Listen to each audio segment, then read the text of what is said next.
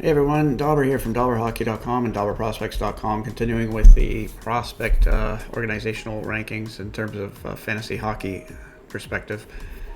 Looking at the top 10 from each organization, Dallas Stars coming in at number 30, 700.5 overall rating of their top 10 prospects. And now we're starting to get into teams with more players worth discussing. However, Colorado and Toronto each had they were the only teams in the 600s, and they each had a player in the upper tier in terms of prospect value with Gavin Brindley and Easton Cowan.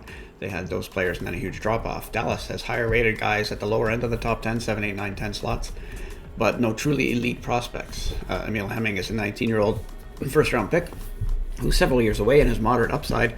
However, he's one to watch because now that he's back in the OHL, his offense has gone into overdrive. It's early, but he's gunning at triple the rate of last year. He's one that I can see pushing up his rating that I have here above 100 by the spring.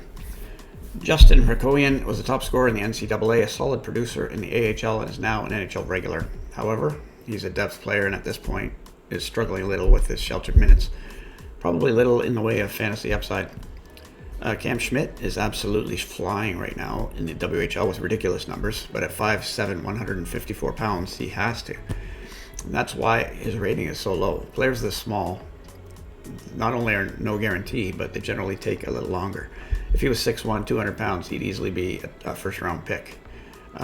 With him, it's boom or bust, and if you have a deep farm system in your league, he's worth a stash and hold due to his tremendous upside.